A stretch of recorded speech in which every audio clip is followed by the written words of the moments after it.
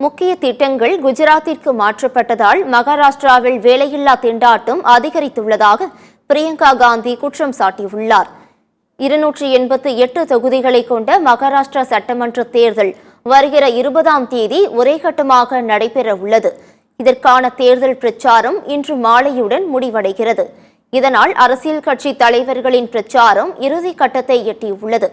இந்நிலையில் கட்சிரோலி மாவட்டத்தில் மகா விகாஸ் அகாடி கூட்டணிக்கு ஆதரவாக காங்கிரஸ் பொதுச் செயலாளர் பிரியங்கா காந்தி பிரச்சாரத்தில் ஈடுபட்டார்.